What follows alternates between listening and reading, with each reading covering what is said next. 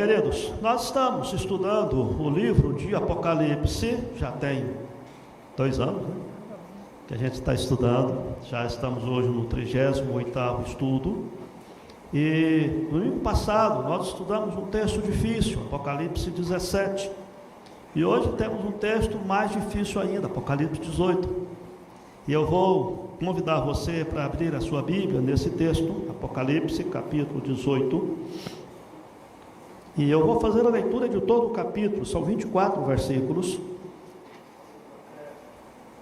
Possa também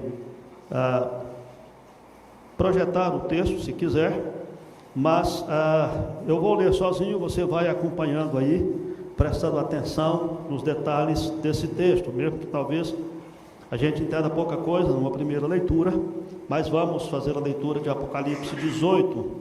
Diz assim a palavra de Deus: depois destas coisas, vi descer do céu outro anjo, que tinha grande autoridade, e a terra se iluminou com a sua glória.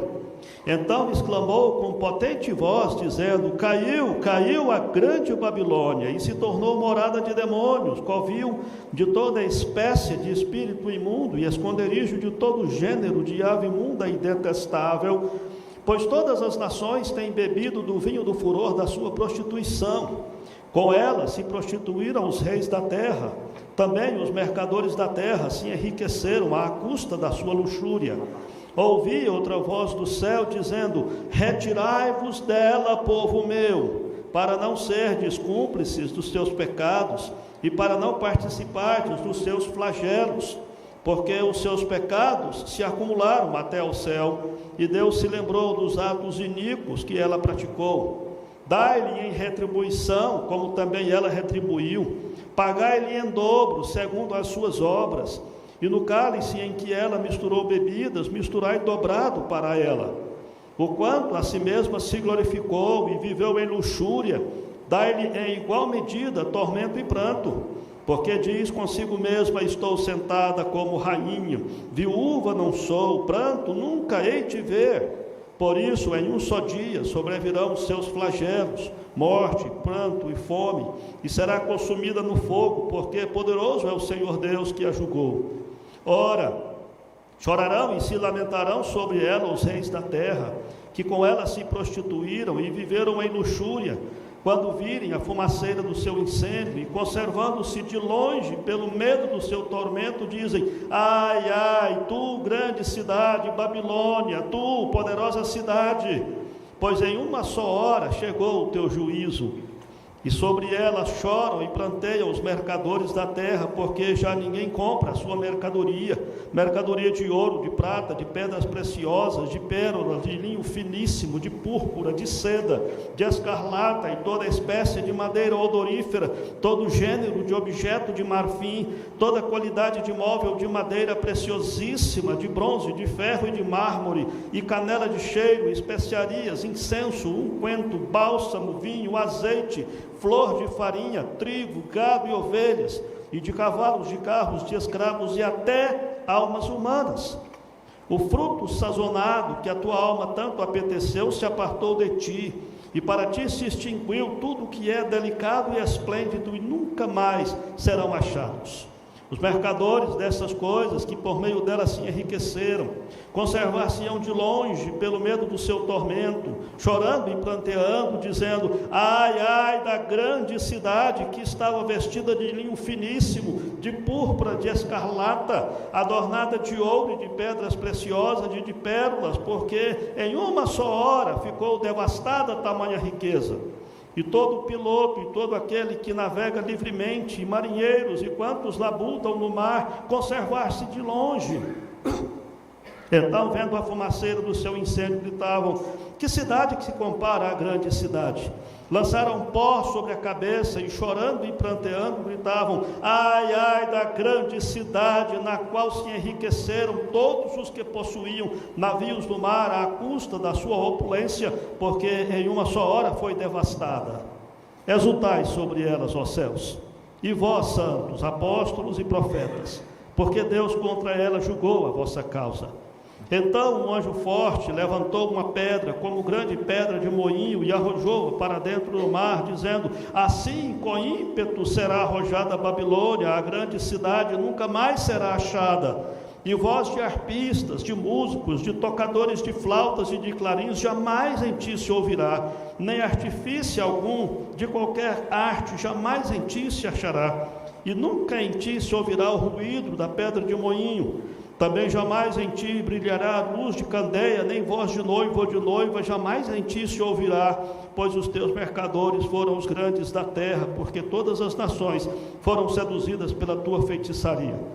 E nela se achou sangue de profetas, de santos e de todos os que foram mortos sobre a terra. Vamos orar mais uma vez? Pai, agora que vamos estudar esse texto, pedimos que Teu Espírito Santo nos instrua, nos fale ao coração através dele, e assim o Senhor edifique a nossa vida e nos alerte sobre os perigos que corremos com o nosso envolvimento do mundo, e por às vezes sermos seduzidos pela glória e pela fascinação de uma sociedade que está condenada pela Tua palavra. Ensina-nos nessa noite em nome de Jesus. Amém. Meus amados, nós estamos estudando Apocalipse, temos aprendido que este é um texto que nós precisamos entender. Apocalipse quer dizer revelação, não encobrimento. Estudamos também que a base para se entender Apocalipse não é o que aconteceu entre a data de escrita e o dia de hoje, mas sim aquilo que está no Velho Testamento. Aprendemos que as pessoas que receberam essa carta, esse escrito, originalmente, eles entenderam perfeitamente o que estava aqui, porque eles estavam acostumados com essa linguagem. Toda essa linguagem de meretriz, de prostituta, de grande Babilônia, tudo isso faz parte do escopo do Velho Testamento. Portanto, quando foi escrito, eles não precisavam fazer grande esforço para entender. Lembramos também, amados, que Apocalipse é composto de 7 sessões paralelas e que você não conseguirá entender absolutamente nada se você tentar ler do primeiro capítulo até o último, 22, né?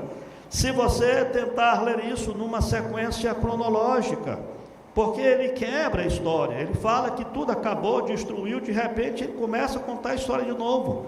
É outra sessão que corre paralelamente, compreendendo o período que existe entre o nascimento de Jesus e a volta de Jesus, o cumprimento das profecias do Velho Testamento no Novo, no nascimento de Jesus, e o final dos tempos, que também faz parte das profecias do Velho Testamento. Nós vimos nesses estudos que Apocalipse não é um texto para ficar nos assustando, mas que nós precisamos compreender. Lembre-se que Apocalipse ele foi escrito com simbolismos. Não faz sentido você ler esse texto e tentar visualizar uma imagem de um dragão, de uma besta, do próprio Jesus, que sai uma espada da sua boca. É uma coisa assim meio absurda, porque é um símbolo. Como nós falamos hoje, né? Falando assim, nossa, fulano de tal tem a língua afiada, né? Você quer dizer que ele é uma pessoa de boa fala, que ele fala rápido, ele responde rápido. Não quer dizer que a língua dele, o órgão do corpo humano, seja afiado como uma faca. É um símbolo, um simbolismo. Assim também é Apocalipse. Nós estudamos nesse texto algumas coisas importantes. Coloca o esboço do estudo anterior, por favor, Mariana. Nós estudamos já nesse texto algumas coisas importantes no domingo passado, né? Nós vimos que essa linguagem simbólica, ele trata... É esse slide mesmo, Mariana? Pode colocar aí. Não está indo? Então vai ser slide mesmo. Depois você vai tentando aí. Ele texto, como é a linguagem simbólica, ele fala que Jerusalém, os céus, uma comparação com a Jerusalém sendo terrena, como sendo o lugar da habitação de Deus, o lugar que Deus está presente, que onde Deus levará o seu povo. Assim também ele usa o oposto de Jerusalém, como sendo a Babilônia, que é citada como a grande meretriz, a grande prostituta, que seduz as nações e tentam afastar as nações de Deus. tendo implantar um sistema de ideologia, de cultura e até de religião que afastam as pessoas de Deus, que tentam tirar Deus de todo e qualquer tipo de manifestação. Portanto, se trata de duas cidades, duas mulheres, a noiva e a prostituta, dois conjuntos de valores e de dois futuros, como nós vimos no domingo passado. Domingo passado, nós estudamos o capítulo 17, estudamos que tudo aquilo que ele está mostrando aqui é que a vitória de Cristo e sua igreja representa o fim dos impérios que se levantam contra Deus, o fim da besta, também o fim dos governantes que se levantam contra Deus, o fim dos 10 reis, simbolizando a totalidade dos reis da terra, e também o fim de todas as ideologias que se levantam contra Deus, o fim da meretriz. Nós aprendemos domingo passado de que por mais que o mal possa parecer prosperar, por mais que o mal possa parecer estar em alta, por mais que possa parecer ser chique, você adotar posturas contrárias a Deus, haverá um dia em que Jesus voltará e acabará de uma vez por todas com tudo isso. A igreja precisa olhar esse dia com grande expectativa, com grande ansiedade por chegar esse dia, mas enquanto esse dia não chega, nós aprendemos que nós temos que viver preparados, e estarmos trabalhando e vivendo nessa sociedade, mas lembrar de que nós não podemos ter essa sociedade, a nossa cultura, como sendo a base da nossa vida, o fim principal da nossa vida, e precisamos ser cautelosos, porquanto há motivo pelo qual, no verso 4, diz: retirai-vos dela, povo meu, é para não ser cúmplices dos seus pecados e não participar dos seus castigos. Lembre-se que toda vez que você participa das coisas do mundo, das coisas erradas, das coisas que são contra Deus, você está se colocando como cúmplice. E no texto de hoje ele continua falando, continua mostrando isso. Ele usa agora o anúncio da queda da Babilônia. Lembre-se, Babilônia nem existia mais quando esse texto foi escrito. Domingo passado nós aprendemos que Babilônia era exatamente a simbolismo, a personificação de todo império, de toda a sociedade que se levanta contra Deus. Começou lá na Torre de Babel, Gênesis 11, quando os homens tentaram levantar uma torre para afrontar a Deus. Depois veio o próprio Império Babilônico, que foi uma afronta também contra o domínio de Deus. E aí ficou essa ideia, esse simbolismo, de que a grande Babilônia é representando aqui todos os impérios. Lembre-se que depois de Babilônia levantou-se o Império Persa, depois levantou-se o Império Macedônio, depois o Império Grego, depois o Império Romano, e depois do Império Romano veio aí no decorrer de toda a história tantos impérios muçulmanos, otomanos e outros manos por aí, de várias titulações, de vários impérios que se levantaram contra Deus, tudo representado pela grande Babilônia. Inclusive a nossa cultura, aqui no Brasil hoje, as ideologias, as ideias de que Deus não existe, de que nós precisamos descartar essa questão da religião, de que nós somos um Estado laico e que, portanto, o Estado não pode, e aí tudo isso, essa naturalidade com que as pessoas veem o pecado, e pasmem, até nós mesmos crentes, nos acostumamos com o pecado, já nem estranhamos tanto. Tudo isso é identificado como sendo a grande Babilônia, um império que se levanta contra Deus. E o texto de hoje, João, vai dizer que esse tempo vai chegar. Capítulo 17, ele falou da queda de toda a religião e ideologia que se levanta contra Deus. Capítulo 18, ele vai falar de que caiu também toda base, toda sustentação econômica das nações que se levantam contra Deus. Um dia chegará um fim. Podem ser prósperas, o tanto que for, mas um dia se lamentarão arduamente. Quando chegar esse dia, a simbologia aqui de por uma hora, né?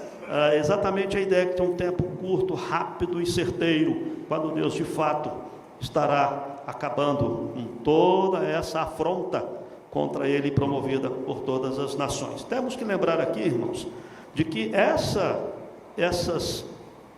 esses flagelos, essas palavras contra a grande Babilônia, não está se referindo a toda a criação de Deus.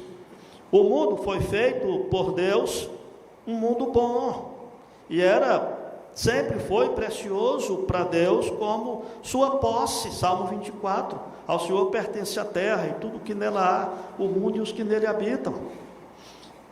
Paulo cita que a própria criação está esperando a remissão, esperando a sua restauração. Portanto, quando nós olhamos isso, nós vamos entender que o que Deus odeia e identifica como grande Babilônia, exatamente por isso, é esse símbolo da Babilônia como símbolo de um sistema mundial sensualmente perverso, adorador de ídolos, de rebelião contra Deus, senão rebelião explícita, uma rebelião implícita, tentando viver e estabelecendo todos os sistemas econômicos e sociais como se Deus não existisse. Percebam que não é só uma questão de que as pessoas não querem saber de Deus, elas não são rebeldes contra Deus. Não, queridos. A rebelião contra Deus se manifesta naqueles que querem viver como se Deus não existisse. Porque o homem foi criado para isso. O homem foi criado para glorificar a Deus, para usufruir da presença de Deus, e quando ele foge de Deus, ele está sendo rebelde, mesmo que ele não saiba, mesmo que ele não tenha consciência, mesmo que o príncipe deste mundo cegou os entendimentos, e as pessoas não enxergam isso, ao viver numa sociedade tentando anular a presença de Deus. Portanto, quando nós chegamos aqui, nós vamos ter que saber de fato, o que é que Deus está dizendo quando diz: retirai-vos no meio da Babilônia, povo meu? Por quando nós estamos aqui, nós não temos como retirar no sentido literal, mas precisamos aprender como é que nós vamos fazer isso. Eu sei que você e eu, todos nós, gostamos de algumas coisas boas que tem no mundo. Quando você vê, por exemplo, uma composição de uma música, por mais ímpio que seja o compositor, você se deleita naquela música. Nós temos que entender de que o ateu mais virulento, a prostituta mais devassa, o político mais corrupto que existe nesse país nosso, tem em si a imagem de Deus. Tem em si esse selo da presença de Deus. Deus colocou a eternidade no coração do homem, diz Eclesiastes. Na realidade, a pregação do Evangelho é para que as pessoas entendam isso. E quando nós olhamos dessa forma, nós precisamos entender que quando Paulo diz em Filipenses, tudo que é verdadeiro, puro, se alguma virtude há, algum louvor existe, está envolvendo tudo mesmo. Mesmo as coisas desse mundo, que estão dentro daquilo que nós entendemos como sendo a parte da criação de Deus, que não ofende a presença de Deus. Então, quando nós olhamos esse texto, nós vamos ver aqui separado em alguns blocos, e entender acerca dessa questão. Lembre-se que Babilônia não é a nação que existiu, que nós temos registrado lá no Velho Testamento. Quero deixar isso bem claro, para você entender que esse texto é para nós. E não para as pessoas, só para as pessoas que viveram naquela época. É por isso que ele usou o simbolismo. Porque se ele tivesse falado Babilônia naquela época, ou se tivesse sido o Império Romano que existia na época que esse texto foi escrito, nós iríamos olhar para esse texto e dizer: bom, nós não temos mais Império Romano, nós não temos Babilônia, então esse texto não é para nós. Mas quando ele usa Babilônia como símbolo de uma sociedade que afronta a Deus, aí esse texto é para mim e para você. Porque é o que nós estamos vendo constantemente na nossa própria sociedade, no nosso próprio país, na nossa própria casa, quando você liga a televisão ou acessa a internet.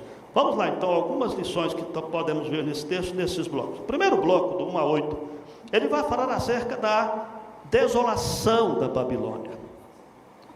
É uma declaração, amados, de que essa sociedade, essa cultura que que afronta a Deus vai cair, vai ruir. E na realidade não é que apenas que ela vai ruir um dia, mas ele dá a ideia aqui de que ela vai ser apossada pelo mal no decorrer de todo esse tempo. É essa a ideia de que ela se tornou morada de demônios, covil de toda espécie de espírito imundo, esconderijo de todo gênero de ave imunda e detestável. É algo que já está em andamento. Quando você olha esse texto, Apocalipse vai nos mostrar o que acontece nesse texto com uma sociedade em que Deus é rejeitado. Eu li uma informação de que em 1962, a Suprema Corte dos Estados Unidos, lá funciona, né? A Suprema Corte, aprovou uma lei proibindo a oração e o ensino bíblico nas escolas públicas, estabelecendo uma religião nacional oficialmente secularista. Depois, se você puder pesquisar na internet, veja lá o que a filha de Billy Graham falou sobre isso. Acho que o nome dela é Annie Graham, né, falando sobre isso, um texto lindíssimo acerca do que aconteceu com os Estados Unidos quando resolveram tirar Deus de todos os lugares. E a informação, a reportagem que o comentarista trouxe, é que entre 1962 e 2003, quando foi feita a pesquisa, houve um aumento de mães solteiras, 500%, de abuso infantil, 2.300%, de divórcio, 350%, uso de drogas entre os jovens, 6.000%, suicídio de adolescentes, 450%, e assim uma série de outras coisas aqui que só estou usando para ilustrar, não vamos ler tudo. O que acontece, amados, quando nós olhamos a nossa sociedade com tanta injustiça social, quando nós olhamos a nossa sociedade com pais matando filhos, com tanta prostituição, isso já é um reflexo de uma sociedade que se afasta de Deus. Isso já é uma espécie de morada de demônios, de covil de toda espécie de espírito imundo. Não pensem vocês que isso se refere só a um terreiro de satanismo, ou de uma nação que adora o diabo, e aí tem o espírito imundo. Não, queridos. Na realidade, quando nós vemos acontecer toda essa miséria no mundo, é reflexo, é resultado das ações do diabo sobre a nossa sociedade. Aos poucos, e talvez uma das ações mais perniciosas do diabo sobre a sociedade que se afasta de Deus, é de mostrar para as pessoas que isso não é dele, que isso é consequência natural de qualquer sociedade, é de fazer com que as pessoas olhem com naturalidade sobre isso. Daí, quando você vê algumas pessoas que lidam com tanta tristeza, tanta dificuldade, tanta tragédia, e às vezes nós mesmos, cristãos, achamos isso normal. Normal. A gente acostuma com isso. E a gente se esquece que isso tudo está fora do projeto de Deus para a sua criação. E nesse sentido, quando entendemos que o salário do pecado é a morte, Romanos 6, verso 23, inclui a morte de qualquer sociedade que conscientemente se volta contra Deus e caia no seu julgamento. O que o texto está mostrando é que haverá um dia em que Deus executará a sua justiça, o seu julgamento de uma hora para outra. Mas enquanto isso não acontece, o mundo vai degradando por causa da ausência de Deus. Por causa da ausência de Deus nas nossas escolas, os nossos filhos vão aprendendo coisas que não deveriam aprender, que está absolutamente contrário à palavra de Deus. E eles vão crescendo, e quando eu falo nossos filhos, não falo só do filho dos cristãos, não, de todas as crianças. Já dizia, Ricardo Gondim, nos tempos áureos da sua fidelidade, de que as crianças é o último reduto de pureza de uma sociedade. que o dia que o inimigo conseguir conquistar as crianças, aí de fato a sociedade vai se degradar com maior rapidez. É o que nós estamos vendo. Babilônia é condenada, nós vemos aqui nesse texto, no verso 3, por exportar uma cultura de indulgência, de perversão em todo o mundo.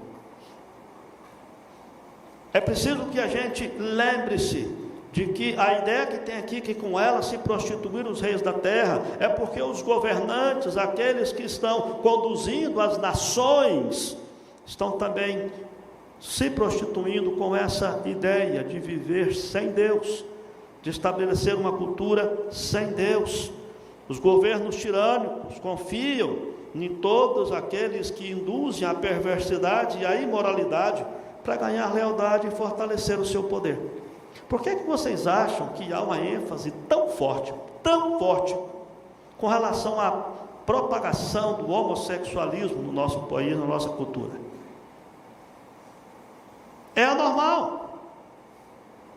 Já disse alguém lá na internet de que antigamente o homossexualismo ele era proibido, depois passou a ser tolerado, depois passou a ser permitido, depois passou a ser estimulado, e o autor disse: eu espero não estar aqui quando se tornar obrigatório, porque do jeito que está caminhando.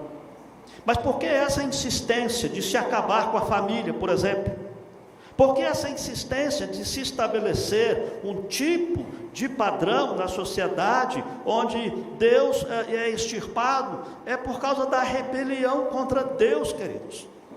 Preste atenção, não é simplesmente um desenvolvimento cultural, não. É uma ideologia pensada, calculada para que as massas possam serem levadas sem perceber que estão sendo levados. E às vezes até os cristãos são ludibriados com relação a isso. Às vezes até os cristãos começam a defender alguns posicionamentos que são abertamente contrários à palavra de Deus, mas falam isso como se fosse algo parte de ser uma pessoa esclarecida, de ser uma pessoa legal na sociedade, de ser uma pessoa isso e aquilo. É nesse sentido que aqui ele está mostrando a queda de Babilônia. Veja que o texto fala até mesmo da questão dos mercadores que se enriqueceram com o poder da sua vida luxuosa, no verso 3 também. Ele não está falando aqui, amados, condenando o ganho honesto dos negócios, mas ele está se opondo aos comerciantes e dos grandes corporações que adoram o dinheiro de tal forma que traficam o veneno do pecado. E aí que nós cristãos aprendemos que nós não podemos permitir que o mundo espiritualmente morto e desolado venha ditar aquilo que nós temos que pensar, aquilo que nós temos como valores, como práticas e como ética, como povo de Deus. E muitos cristãos têm se deixado levar por essa armadilha do diabo, em defender uma ética, defender valores que são abertamente contrários à palavra de Deus, mas arruma uma interpretação que ajeita daqui, ajeita dali, atualiza a Bíblia e etc., a fim de acomodar aqueles valores, aqueles princípios, como sendo princípios corretos e dentro do povo, daquilo que Deus quer para o seu povo. Mas aí Deus vai falar: retirem-se dessa sociedade. Só que ao mesmo tempo que nós temos essa descrição, retirem dessa sociedade, nós temos também a descrição da palavra de Deus, de que nós precisamos ser sal e luz nesse mundo. É por isso que nós temos que entender que esse chamado à separação, ele precisa ser visto ao ensino completo da Bíblia. Posso até citar aqui um exemplo que estudamos há pouco tempo. O reverendo Renan trouxe aqui um estudo sobre Jeremias 29. A carta que Deus mandou para o povo dele que estava exilado na Babilônia. E naquela carta ele não diz assim: transforme essa sociedade, faz um motim para tomar esse governo. Ele não diz: hajam aí para... Não, ele diz: vivam aí, orem pela paz da cidade, multipliquem, plantem pomares, trabalhem, tenham uma vida normal. E eu e você precisamos entender que o chamado cristão para a separação não significa uma retirada absoluta da sociedade, como se fôssemos viver num mosteiro, separado de tudo. Mas quer dizer que nós vamos viver aqui nessa terra, desenvolver os nossos talentos, os nossos dons, mas compreendendo que as idolatrias em ações na sociedade não podem ser adotadas por nós. Alguém disse certa feita, mas pastor, tem algumas coisas que acontecem lá no mundo que a gente não tem como fazer nada, mas no mínimo não pode acontecer com o seu consentimento, no mínimo não pode acontecer com o seu aval, se for nas eleições com o seu voto, se for num debate, numa conversa com alguém, no mínimo você não deve concordar com isso, manifestar o seu ponto discordante de todos aqueles que são ímpios, de todos aqueles que trazem ideias ímpias, mesmo que sejam cristãos. Essa é a ideia de você se separar, é a ideia de você aprender a ser sal e luz no mundo. Veja, amados, que na nossa cultura, essas idolatrias incluem ter muito dinheiro, ter beleza, ter prazer, ter poder. Tudo isso faz parte da cultura dessa sociedade. E nós cristãos não podemos entrar nessa. Conversei agora há pouco com o irmãozinho que está aí fazendo vestibular para medicina. E vejo muitos dos nossos jovens que estão aí entrando nessa fase de definir a sua profissão. A pergunta é, por que você quer ir para a faculdade, seja lá quem for os irmãos? Ah, pastor, eu quero ir para a faculdade, porque eu preciso ter uma profissão. E a gente continua perguntando, para que você quer ter uma profissão? Não, porque eu preciso ganhar dinheiro. E vem a pergunta, para que você quer ganhar dinheiro? É porque eu preciso ter bens e viver nesse mundo. Por que você quer ter bens e viver nesse mundo? Veja que o fim principal de tudo não pode ser aquele do mundo. Quarta-feira, aliás, estou sentindo falta de muitos irmãos na quarta-feira, que eu sei que não estudam nem trabalham à noite, hein? Vamos lá. Quarta-feira nós estávamos estudando sobre isso. E nós estávamos aprendendo na quarta-feira acerca do propósito para o qual Deus nos dá o que Ele nos dá. E lembramos o Salmo 67, seja Deus gracioso para conosco, que nos abençoe e faça resplandecer sobre nós o seu rosto, para que se conheça na terra a sua glória, e em todas as nações a sua salvação. Deus te dá a prosperidade, Deus te dá o salário, Deus te dá os seus bens, não é para você usufruir e esbanjar, porque isso é o que o mundo faz. Deus te dá isso para que você possa glorificar a Ele. Por isso, tenha um discernimento. Tome cuidado com essa exposição exagerada de fama nas redes sociais. E foto para cá, e vai na academia, está lá a fotinha. Vai tomar sorvete, está lá a fotinha. Vai tomar banho, está lá a fotinha. Vai almoçar, está lá a fotinha do prato e tal, né? Não sou contra isso, eu estou dizendo que isso não pode entrar no seu coração. Para você se exaltar e valorizar essa questão da aparência que as pessoas têm no mundo. Aliás, aqui a grande condenação que se traz no verso 7, quanto a essa sociedade corrupta e longe de Deus, identificada como Babilônia, é de que ela se glorificou e viveu em luxúria. Essa autoexaltação, essa autopromoção pessoal, você que é crente precisa tomar cuidado com isso. Por isso que Paulo diz em Romanos 12, não vos conformeis com este século, com esta sociedade, não vos conformeis. A palavra conformar é formar de acordo com, é fazer a sua vida nos moldes desse mundo. Você precisa se lembrar de que você saiu do império das trevas e foi transportado para o reino do Filho do seu amor. Você não é mais todo mundo, o que todo mundo pode fazer e pensar, você não serve mais para você, porque você deixou de ser todo mundo e passou a ser sacerdócio real, nação santa, povo de propriedade exclusiva de Deus. Viva de acordo com isso, porque você sendo isso, vivendo como se fosse do mundo, a palavra diz: saia dela, povo meu, para não ser cúmplice dos seus pecados e não participar dos seus flagelos. Guarde isso no seu coração, em vez de colocar o seu tesouro do seu coração nos cofres de Sodoma e Babilônia. Busque os tesouros que Jesus protege. Busque aqueles que Jesus exortou: buscai primeiro o reino dos céus e a sua justiça. Lembre-se que Deus te sustenta. Não abra mão da sua fé por causa de emprego, por causa de trabalho, por causa de salário. Há um tempo atrás, há muito tempo mesmo, vou falar há muito tempo, não, se vão pensar que eu sou velho, mas um tempo atrás, uma irmãzinha disse: pastor, eu estou com dificuldade no meu namoro, porque o meu namorado quer ter um comportamento que eu não concordo, mas se eu não abrir mão dos meus princípios, ele me deixa. Eu falei: minha irmã, não permita que ele te deixe, você não pode deixar isso acontecer, é você que tem que deixar ele.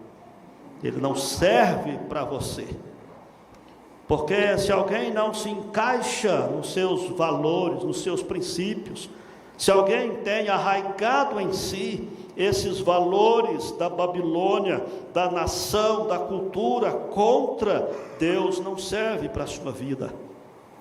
Se no seu trabalho te forçam a fazer coisas que vão contra os seus princípios, pague o preço de ser cristão.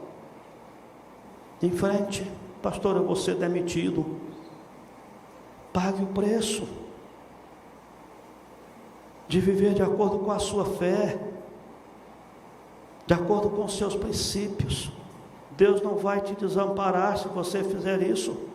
E como disse o Boni hoje, a pior coisa que pode acontecer é você ser morto. Mas se você ser morto, você vai para a glória celestial, então está na bênção do mesmo jeito. Essa é a ideia. O grande perigo para o crente é essa autossuficiência e viver para o seu próprio louvor, porque nós cristãos somos seduzidos a viver assim. Nós precisamos lembrar de que o mundo ímpio tem um fim diferente do nosso, e nós precisamos lembrar de quando o julgamento de Deus vier, não vai haver escapatória para aqueles que rejeitam a oferta do Evangelho da salvação por meio de Cristo Jesus. Lembre-se que você precisa ser fiel aos seus princípios. Primeiro, por causa do seu amor a Deus. E segundo, por causa do bem do mundo. Porque seus amigos precisam de você fiel. Porque seus amigos precisam de ver a sua firmeza. Seus amigos precisam ver o seu testemunho. Porque a sua firmeza e o seu testemunho será usado pelo Espírito Santo para converter o coração dos seus amigos, dos seus parentes, dos seus conhecidos.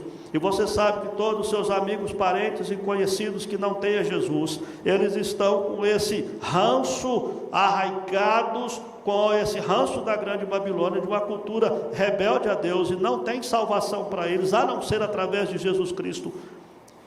E você vai ficar calado, você vai se vender, você vai ter um comportamento dúbio, você não vai zelar da sua fé, você não vai ter firmeza.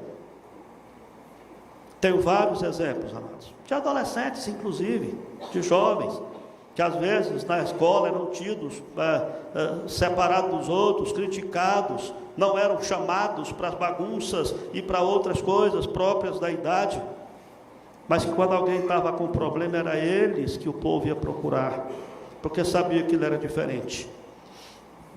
Nosso mundo precisa desesperadamente de um testemunho, de um cristianismo autêntico, vivo, do Deus da sua salvação, lembrando que o julgamento de Deus e a ira de Deus sobre os ímpios faz parte da pregação do Evangelho. Tomem cuidado, porque o diabo tem também adoçado um Evangelho que não é o bíblico, que fala só que Deus é amor. Mas nós temos visto no Novo Testamento todo, em Apocalipse, que Deus também é justiça, é ira. A ira de Deus se revela do céu contra toda impiedade e perversão dos homens que detêm a verdade pela injustiça. Romanos capítulo 1. A ira de Deus faz parte do Evangelho, porque é através da ira de Deus que Deus livra o seu povo, que Deus liberta o seu povo, que Deus acaba com o pecado. Segunda coisa que nós aprendemos vem no próprio bloco: o lamento dos admiradores da Babilônia. Nós não vamos estudar versículo por versículo, mas você pode aprender nesse texto de que os reis e poderosos são os primeiros a lamentar, e depois os comerciantes. Por quê, amados? Porque exatamente os reis, eles se lamentam, verso 9 em diante, porque eles confiaram no seu império para seu prestígio e poder, abraçaram a corrupção, abraçaram uma vida errada para ganhar poder, abraçaram até mesmo a imoralidade sexual, como diz o verso 9, a prostituição, a luxúria, para com isso perpetuar o seu poder. E agora verão que Deus tirará tudo isso deles. Na verdade, irmãos, quando nós olhamos essa situação, e depois vem os outros, do verso 11, são os comerciantes que se enriqueceram de forma ilícita, por causa de forma que perpetuaram até mesmo essa rebeldia da grande Babilônia. Eles choram porque viram os seus bens serem dissipados. E aí entra aquela velha questão de que todo aquele que coloca a sua esperança nas coisas desse mundo entra em pânico quando perde essas coisas. Se o que traz alegria para o seu coração é o dinheiro, e você perde o dinheiro, você entra em pânico, porque o seu coração está no dinheiro. Mas se o que traz alegria ao seu coração é a glória de Deus, é a presença de Deus, é a sua fidelidade a Deus, é a comunhão com Deus e com o povo de Deus, quando faltar o dinheiro, isso não vai lhe trazer desespero, pavor, porquanto isso não é o essencial da sua vida. Para algumas pessoas o que traz alegria é o poder. De vez em quando a gente fala assim: escuta, por que um deputado, ele vai investir numa eleição, o camarada vai investir numa eleição tantos milhões, aí você começa a somar os salários que ele vai ter durante o tempo do mandato dele, não dá 10% do que ele investiu. Aí como é que fecha essa conta? Por que uma pessoa se dispõe a gastar tanto para ser eleito, sendo que depois o salário dele vai ser bem menos do que ele investiu? Por causa do poder. Está certo que pode ter corrupção, ele vai tirar muito mais por fora, vai ser outra história. Mas o que corrompe as pessoas é o poder, queridos. E isso pode assediar o coração dos crentes. Eu quero ser pastor, porque afinal de contas o pastor ele tem uma relação de autoridade sobre a igreja, um presbítero. Eu quero ser um diácono, quero ser um presidente da UPH, alguma coisa assim, porque afinal de contas isso pode subir ao nosso coração, porque faz parte do coração não só da natureza humana corrompida, mas também daquilo que o mundo nos ensina.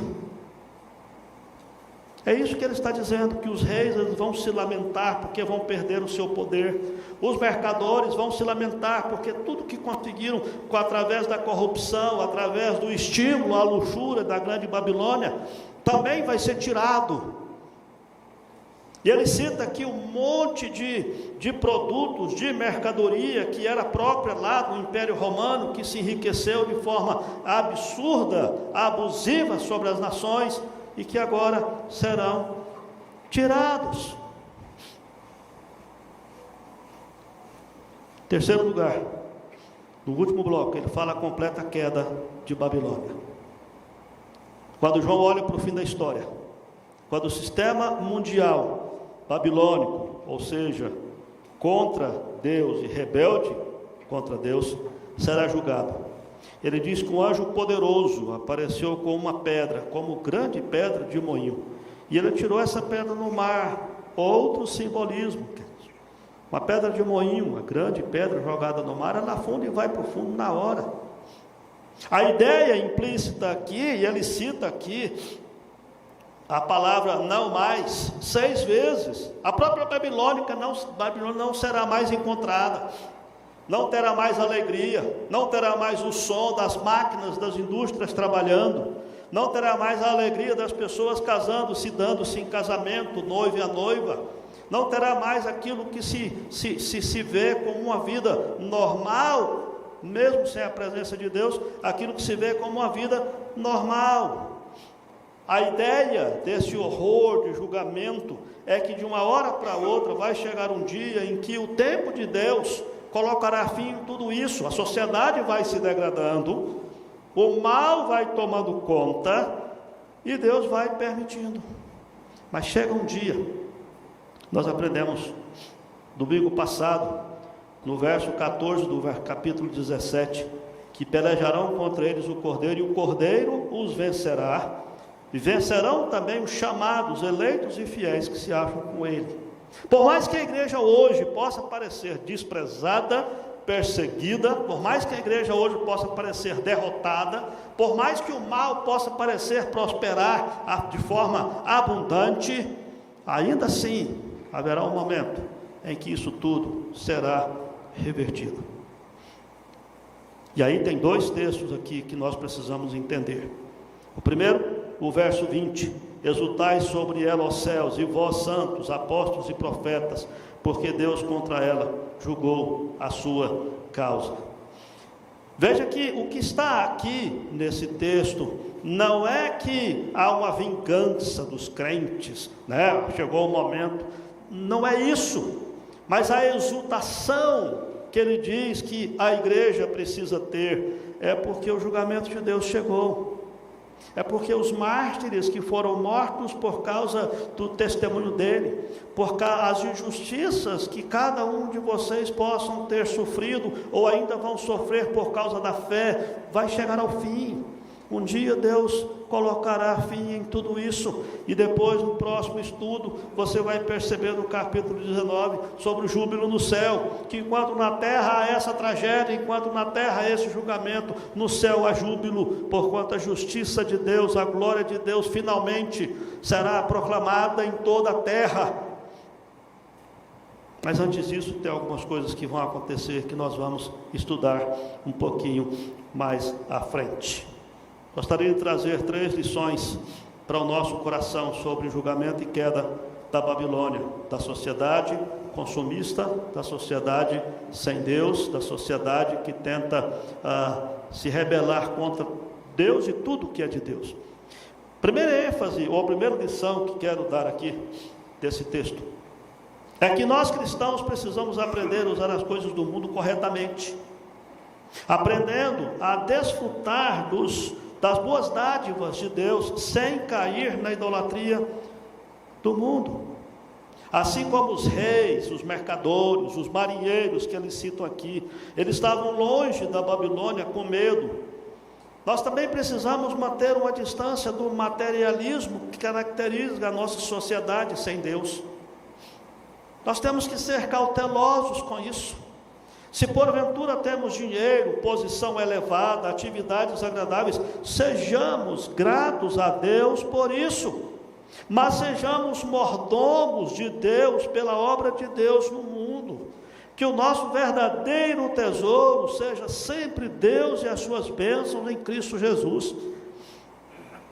Nós temos que ter muita cautela, porque Jeremias 17 diz que o nosso coração é enganoso e desesperadamente corrupto, e para a gente adotar as posturas, os valores desse mundo como sendo nossos, não custa nada, queridos. Não custa nada. É aquilo que nós dissemos certa vez com relação ao velho homem, à velha natureza, que é como se alguém pega uma bola e afunda numa piscina e segura ela mergulhada. É assim que a nossa natureza humana tem que ser controlada. E para a sua natureza humana pecadora aparecer, não precisa você colocar a mão embaixo da bola e levantar a bola. O que você tem que fazer? Para de pressionar, que ela sobe sozinha, a bola aparece sozinha. Assim é a nossa natureza humana.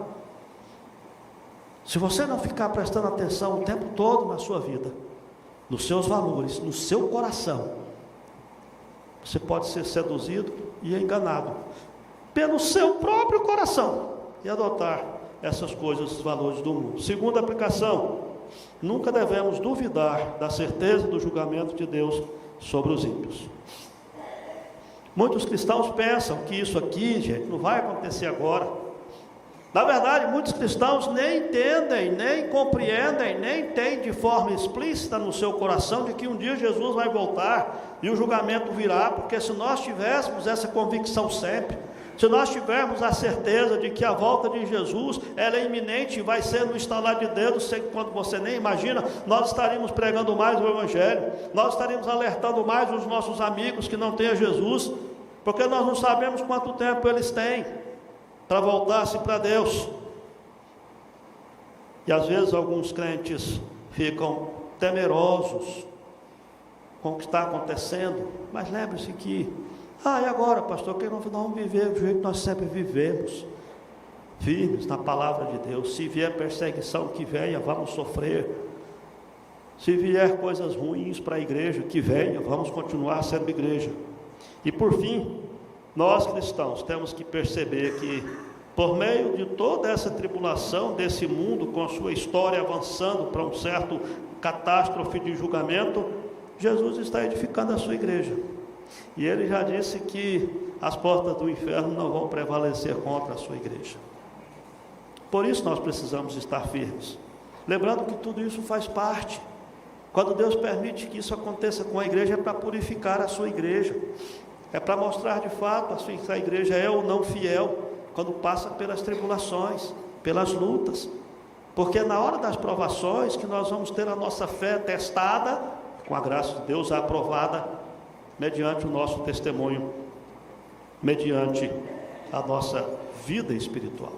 Que Deus abençoe seu coração, que você olhe para esses textos de Apocalipse, não como sendo algo que traga desespero, mas como sendo algo que traga alento ao seu coração, de saber que Deus está olhando para você, de saber que Deus está cuidando de você, de saber que esse mundo, por mais que possa parecer glamouroso, que o mal parece prosperar, calma, mantenha-se firme, porque um dia Jesus voltará, um dia Deus irá estabelecer a justiça total, final e absoluta,